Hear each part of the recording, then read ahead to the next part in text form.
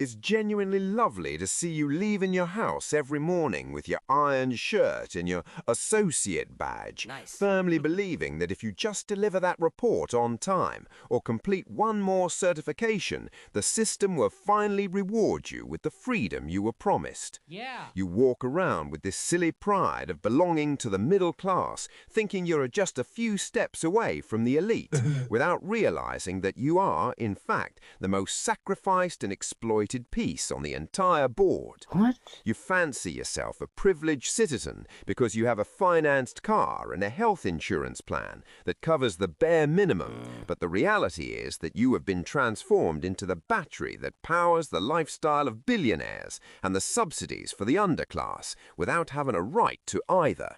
You aren't rich and you aren't poor. You have no true freedom and you get zero help from the government for anything. This status of yours as middle class isn't a stepping stone to success. It's a financial cage designed by a wrong turn happened in the 70s.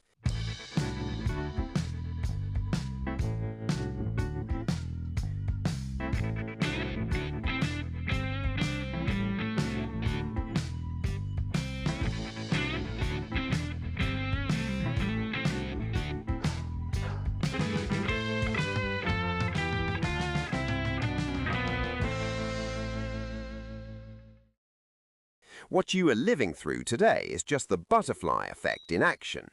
A slight bureaucratic wing flap from 1971 when the world decided that productivity and wages no longer needed to walk hand in hand. Yeah. It all began with a technical decision that seemed harmless at the time but broke the social contract that sustained the Western world. Until the beginning of that decade, if a worker produced more, he earned more. It was a simple and fair calculation. But in 1971, the American government cut the dollar's last link to gold, and this triggered a seismic shift in how value was distributed. This decoupling between what you produce and what you receive generated a wage stagnation that has lasted over 50 years, while the wealth generated by your sweat simply rose to the top of the pyramid without ever coming back down. This first domino led companies to stop investing in people and start investing in algorithms and financial markets, triggering a desperate need for families to maintain the standard of living their parents had with just one salary. This wage stagnation unleashed what economists call the dual income trap. In order to not lose their middle-class status, families began to put both father and mother to work full-time, which generated a temporary illusion of prosperity. Nice. But the side effect was perverse. Since every family now had two salaries, the real estate market and the educational system simply inflated their prices to absorb this extra cash. This resulted in a situation where you worked twice as hard to have exactly the same house and the same school that your grandfather paid for with a single mid-level job. This increase in the cost of living, without a real increase in purchasing power, generated a hole in the family budget that could only be plugged in one way, with debt. Dependency on credit was the next chain in this reaction, transforming the middle class into a caste of permanent debtors. Since your salary wasn't actually rising, banks started offering you cards, loans and mortgages as if they were gifts, triggering a cycle where you work today to pay for what you consumed yesterday, with interest rates that ensure you never truly own anything. This addiction to debt generated social and political paralysis, resulting in a middle class that is afraid to take risks or protest because losing a job means losing the house in 30 days. The system gave you expensive toys so you wouldn't notice that your leash is getting shorter and that your net worth is in fact negative. This financial fragility generated a distortion in the tax system, where the middle class became the only guaranteed revenue for the state. The very rich have lawyers and offshore funds to avoid taxes, and the very poor have nothing to tax, which resulted in you carrying the piano all by yourself.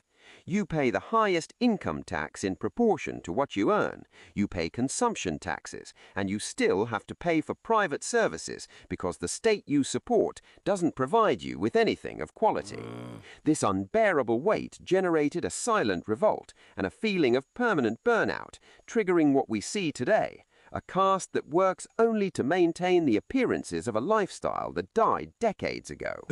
Now we realize that the middle class is the only one with no way out.